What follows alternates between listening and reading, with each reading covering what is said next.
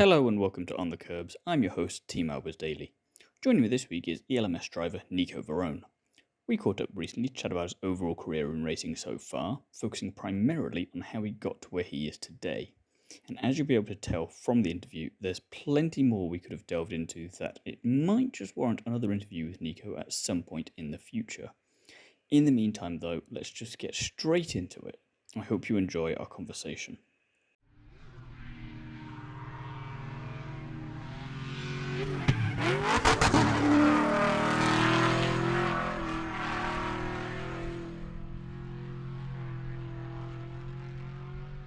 Hi, Nicco. Thanks for being here today. First of all, how are you?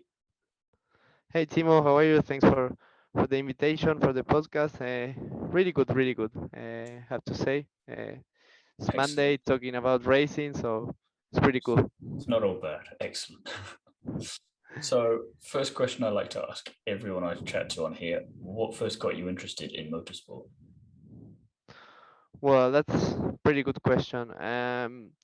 I come from a motorsport family. It's pretty weird the story, but it's pretty nice. Like from my dad's side, my grandpa used to race rallies in Argentina back in the Okay. days when he was young.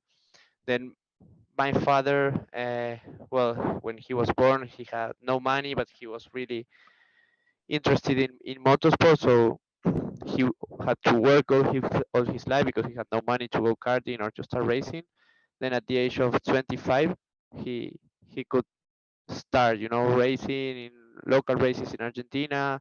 Then he built his own team, and then this is the weird thing. Uh, he raced against my mother because my mother, she was a driver also, and they raced against each other, and You don't then get that all they the meet time. each other. Yeah, and they meet each other on the track. So yeah, then my mom, okay, stopped racing. My father continued. He built his own team. I was born in the meantime, and well, I was born in between the workshop with the race cars and stuff, and I was always playing with cars on the workshop, and you know, it's like I was born in this environment, and was the only thing I wanted to do always in my life. That's not surprising there. Yeah, I'm not surprised that that is the reason that you got into motorsport. There, as you say, it's not always the story that you hear. Sometimes you hear of parents meeting each other, either maybe a fan and a racer, or maybe behind the scenes working, but not racing each other. So that's definitely different. Yeah, absolutely, absolutely. It's really really weird. Also, okay, uh, my let's say my mom's brother. Uh, he also raced. So my grandpa from my mother's side, he raced in motorcycles. So Hmm. it's It's really, always been there.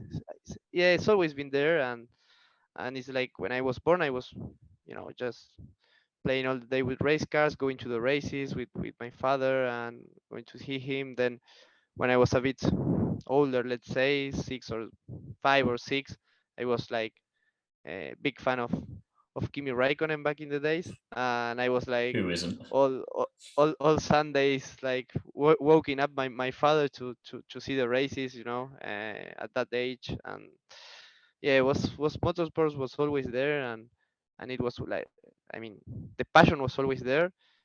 Then just it arrived the day that I said to my father, hey, I want to start trying, to start karting or something like this, just to go on Saturdays, and then I never stopped. Saying fast forward to today, and you're an LMGTE driver for Ronaldo Racing in the European Le Mans Series, so it's gone all right for you. Yeah, I have to say, I'm at the moment I'm really proud of what we achieved, and I'm aiming for a lot more. But from where I came, I never imagined this, so I'm really happy. So, as we were saying there, you joined the European Le Mans Series this year. How did that come about? Well, I mean, it's a really long story. I mean, okay, back for sure when I started karting and stuff, but uh, for the people, no, that is watching or hearing this podcast, I came from a family that, okay, for in Argentina the situation, I mean, mean, the economic situation economically is really bad right now, and Mm. like for a lot of years. So it was always really difficult for me since I was young to be in the racing side. Even in Argentina, it was really expensive and we didn't have Yeah. money, so we always struggled with that. Um, but I have to say, 2018, who is now my manager, Jose Balbiani, he got me a chance to try, one race in Europe in the Formula Renault VDB Hmm. Championship, Yeah.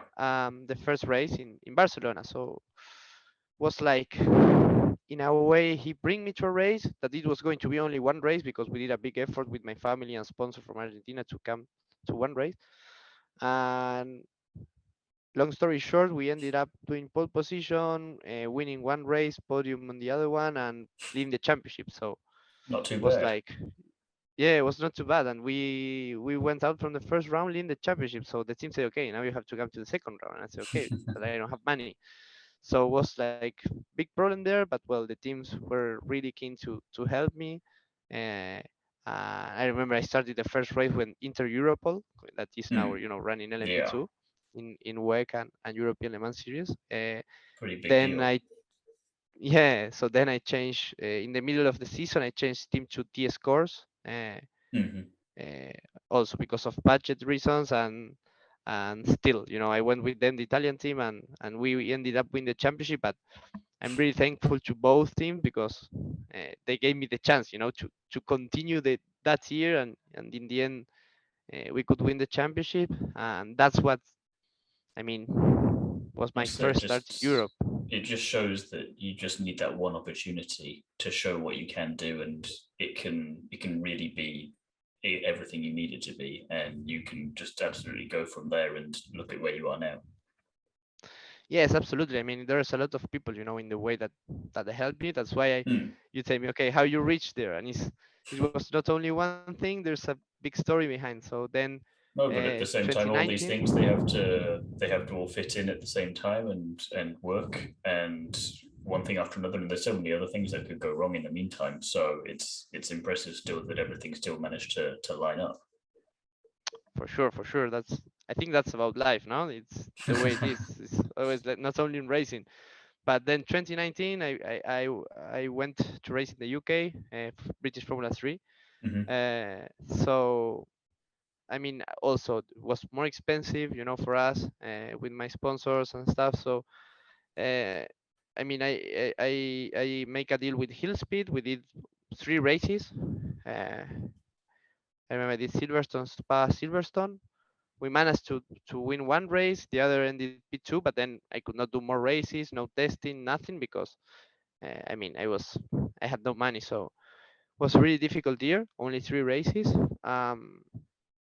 Then obviously we tried 2020 to continue, but I, I ran out of money completely. So I was in Europe, middle of the pandemic, uh, nothing to do. Like, it was like Mm. I was waiting for something to come, but I had no budget, nothing. And I got my flight ticket to Argentina, like, let's say November, or first days of Okay, yeah. November 2020. And I was going to stop racing because I didn't have budget, nothing. I was doing, nothing, just waiting. And my manager was telling me, don't go back, don't go back. But I was like, yeah, but what I can do here, Mm. Makes I have sense. to go back and maybe, start studying something or work with my family's company, to do other things. Mm. And then the day come, my manager just, he's a big friend of Michele Rinaldi. Okay, yes. That makes sense. This So is he's the making more boss. sense now. I'm seeing where this This is is making going. more sense. Yeah? The story now is getting, but it's a really nice story. So there were the 24 hours of Spa. I don't remember. It was in October because everything was delayed. And Jose was like in Rinaldi's box, and he was like, "Look, Michele, I have a kid. He did Formula 3, Formula Renault. Just try it." Michele was starting on his NMP3 team. Mm. Um, so he was like, Michele was like, "No, typical. I don't want to be rude, but don't break my balls. I have everything. This year. That's right. I don't want to try anyone." And he was like, "Michele, please try it." And he was the whole week of the Spa 24-hour pushing Michele. And in the A end, good Michele manager. said, "Yeah, good manager. That's why." And in the end, he said, "You know what? I'm testing with the LMP3s in Portimao in 2 weeks or 1 week. I don't know. Bring it. Like just shut up. Bring it and we see it." So we went testing. That was when we went testing Portimao. That was where the last round would be held of the Le Mans Cup. There was the Le Yeah. Mans Cup Championship they were doing. So we went testing there. Um, it went really good for me and the team. So Michele was really happy, and my co-driver Alex Matchul was really happy also with me. And in the end, they say, okay, you will drive the last round with Alex Matchul of the championship. So I say, perfect. This is my opportunity to come back. Michele and Alex give me a chance. Also, Denny was also there, and we went to the last race. We had the best result of the team. We were really fast, really fast. We had a great pace. We worked on the car a lot. We were one of the fastest. We did a top five finish in the first year of the team in Le Mans Cup, so it was a great result. Even with a drive-through penalty, and you know, we could win the race. So Mm. I mean, the important thing was that the pace was there. So in the end, was a really great weekend. Everyone was really happy to finish the season like this. And then, the winter came, everything stopped. And for next year, Alex Machul and Michele, they gave me the chance again to do a full year in Le Mans Cup. Uh, so I came back last year. We did the full Le Mans Cup Championship.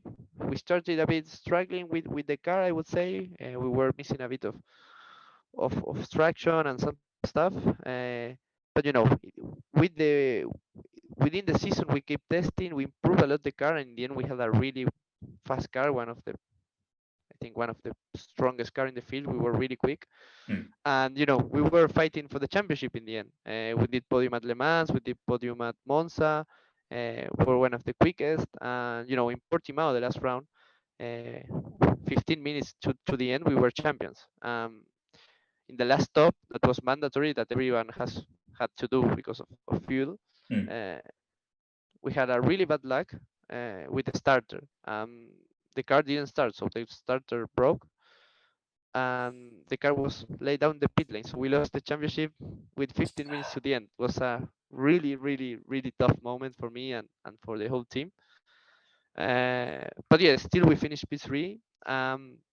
It's got to hurt And though. all in all, yeah, it was really bad. But even though it was really bad, I was really happy because we were one of the strongest car. We were really strong team from where we started, because Rinaldi always did And I imagine that historically. before you joined that team as well, you didn't think that you might not even get that opportunity, and even then that you wouldn't be in the position where you could be fighting for the championship. So getting third in the end, as frustrating as that probably was at the time, if you'd been offered third beforehand, and like before you knew everything that was coming, you would have probably taken that.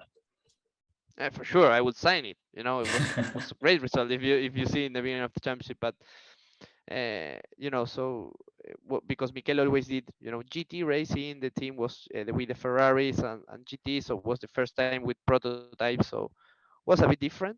Um, but was really cool, to work with the team, also with Michele and the team is, I mean, I'm in big, I mean, I'm in big debt with Michele, Mm. because he's given me all the opportunities when I had nothing, when I was like, no one believed in me and Yeah, stuff. I He mean, tested me. you were ready to go back home, so Yeah, so that's, I mean, he gave me everything and he's giving me everything. And okay, now the story continues because then we finished the championship. I mean, imagine, okay, we were destroyed that day, but in the end, the next day, I say, hey, I mean, look where we started, and we finished yeah. one of the best cars, fighting for the championship. We were champions in the end. It was a mechanical failure, but we You were say champions. So it's the kind of thing where you can't blame the team or the driver or anything for doing anything wrong. It wasn't a mistake that was made out on track. It was just one of those things that could have happened to anyone with a mechanical failure. So it's just that's racing, unfortunately, sometimes. But it's like you say, you've done everything you possibly could up to that point as a team and as individuals. So, like you say, champions in your own regard.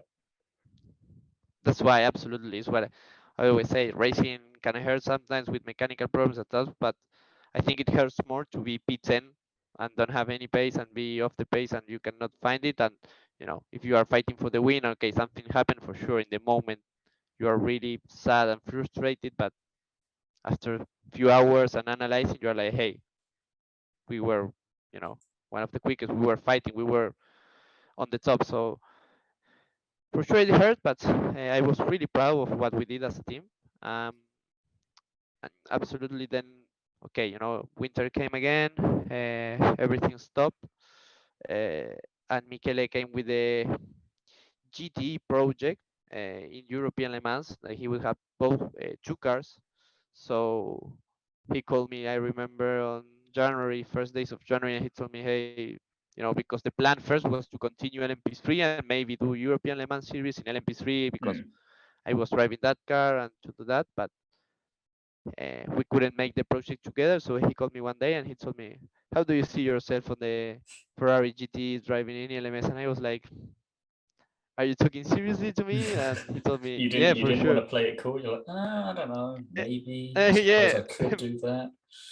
yeah, maybe if I have free time. Yes, for sure. He gave me, okay, so he told me, okay, you will be driving with Pierre Everett. That also I'm really thankful to him because he gave me the opportunity to be driving with him this year in a big championship like ELMS and in GT class. There's a lot of level factory drivers and stuff. It's really cool. Again, we started the best way because we went the first round in Paul Ricard and bam, we we smashed it. So We it's won the done. first race, so it was really good. And that's kind of the story of how I got to ELMS. Just to finish this long story, but everything had because it was like long, a lot of things happened in a few years, but in the end was I have to say, okay, taken out of my family, because I think the biggest okay, or the biggest help I got in my life was my mom and my dad, that they Mm. pushed me always, but was Jose Balviani, my manager, and Michele Rinaldi, that I mean, No, definitely. they gave me everything. Yeah, for sure. And as well, I mean, just hearing that story, then you're saying about how you were at the point where you were basically going to go home, that you didn't think anything was going to come of it. And if that phone call had been maybe a week later, it would have been a whole different story, perhaps. And on the back of that, then not only have you been driving in this GT class in the European Le Mans Series this year, but if we just look at everything else you've done this year, you've also been racing in IMSA at Watkins Glen. You got P4 after you got a pole position. You won the 24 Hours of Barcelona in a GT3 car as well. And then also last November you were testing an LMP2 car for the first time with the Duquine team. So it's kind of gone from very much zero to hero, it feels like, in that sense. And it just shows that it's definitely not over until it's over. Absolutely. Like if I'm taking, from the moment I had my ticket to go home and I didn't have the home call to do the test in Portimao. 1 year difference, only one Mm-hmm. year difference. In that year, sorry, I fight for the championship in Le Mans Cup that we were almost championship in the end. I tested the Ferrari GT of Pierre at Paul Ricard, and I tested the LMP2 car from Duquesne. So all that's in 1 year difference, only Yeah. from 2020 to 2021. So I mean, was pretty crazy last year when I sat down at the end and I say, hey, look at this, and you start thinking, and it says, no, this cannot be possible. And but that's not only racing. I think it's life. It's just don't Mm. giving up, and when everything you think, oh, everything is really bad, and you say, hey, I cannot. I think I have no more opportunities. It's just that final push, that is like opens your horizon in a way. Definitely. And it does make me not fearful in asking this question, but I do wonder, what are your ambitions for 2023 and beyond then? If this is what can happen in a couple of years, what else are you up to? Well, that's a good question. I mean, for me, it's been really, really, really difficult, to keep, as I told the story, to keep on this motorsport world, because of all the struggles and stuff. Um, for sure, now that this year, as you were saying, like I did IMSA, I could do also. We won the 24-hour Barcelona on a GT3. I did the 24 hours of Le Mans this year also. That was also pretty crazy. Um, in a So it's hard way, to keep it's track like, of you at times with everything you've been doing. So just one yeah, yeah, minute for over for here, one sure. minute over here, trying all these different things out, driving all these cars, and then I was going to say, and as well, like with IMSA, pole position and P4, like straight out the box, that's not necessarily something you're going to expect. And then 24 hours of Barcelona, you win that, and again, you're probably thinking I will do all right here, but you're maybe not thinking you're going to go and win this thing. So it's really just knocking it out the park, really, isn't it? Absolutely. Just, I just was, for example, 24 hours of Barcelona was like, hey, my first GT3 race, because even though I do 100% GT, but winning record. yeah, for sure. No, but seriously, it's like really different car, the GT than the GT3. Mm. Well, that's what Um, I'm saying. It so makes it that more impressive and interesting that you're switching between all of these, and it doesn't seem to impact you as much as it should, maybe. yeah, I mean, it was really different. Also, I had great teammates that helped me, uh, Sure. through the weekend to get into grip faster. So, but as I tell you, it's just my ambitions is just to keep racing, keep on the motorsport world, just hopefully new opportunities and new stuff. I would love to be on the in a future, on the hypercar world. Mm. That's one of my goals. Uh, to be in a factory, I don't know, anyone, but just to be a Mm. factory driver on the hypercar class, top class in Le Mans. That would be for me a dream, if I have to say. I'm That'd be pretty working damn for cool. it. Yeah, that would be, I think, the best best of the best. But it's, as I tell you, everything is changing for me. So every time, so I just, what I can take, I just try to take everything I can. And okay, I have this. I try to do my 120% on this, and I don't really think about too much on the future. I just try to live day by day, and every opportunity I get, just drive and enjoy driving. That is what I love, and just give my best always, and see what it comes. Like you say, for motorsport and for life. I'm going to use your line back at you there. Yeah, for sure, for sure. It's the same for me. I mean, for sure, I relate everything to motorsport, because all my life is Yeah, about motorsport. But understandable.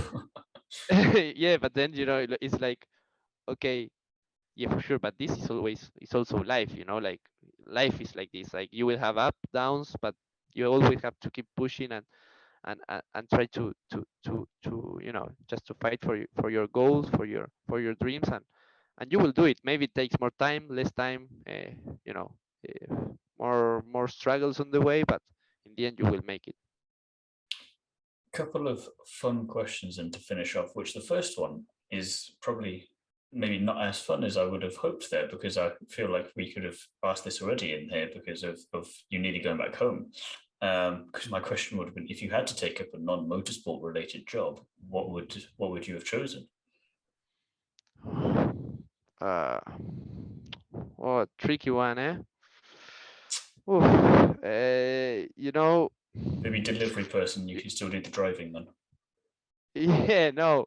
The problem is that, you know what I will tell you.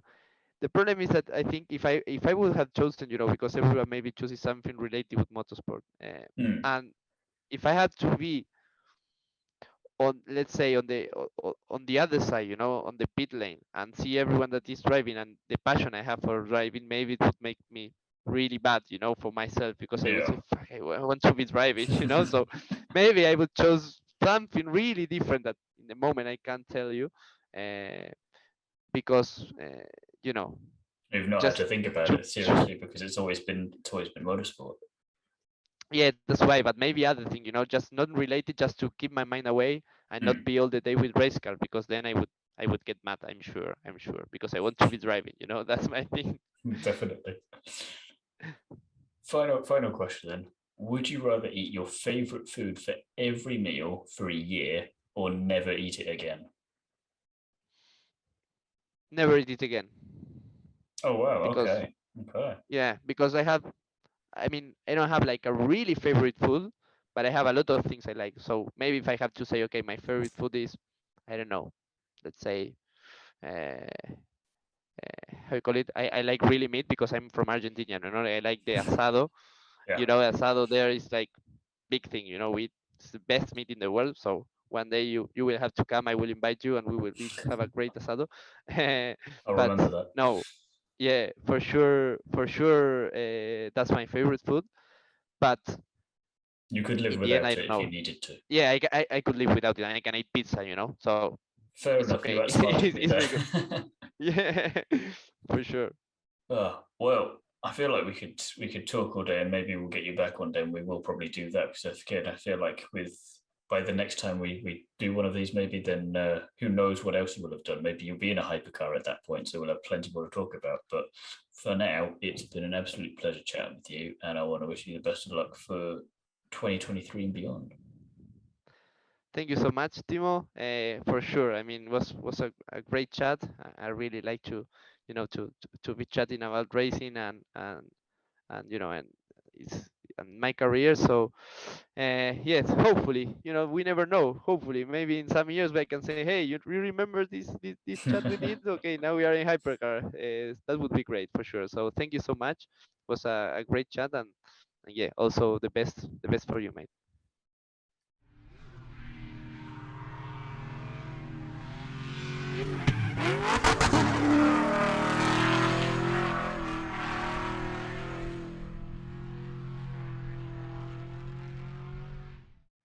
Thanks again to Nicco for coming onto the Kerbs with me, and I want to wish him the best of luck for 2023 and beyond. Join me again soon when I'll be chatting to another famous face from the world of motorsport. And in the meantime, don't forget to like, comment, and subscribe, and check out the other interviews on the On the Curbs YouTube channel. If you want to hear more from me, you can listen to me chat about F1, amongst other things, over on the Undercut podcast, and you can also hear me dissecting everything Nitro RX related, including chatting with special guests, over on the Nitro RX podcast. Both podcasts are available here on YouTube, as well as over on Spotify, Apple Podcasts, and wherever else you like to listen. You can also follow me over on Instagram at t.albers.daily.onthecurbs and read my various motorsport articles over on Is It Fast and Paddock Sorority. Thank you for listening, and I'll see you again next week for the next episode.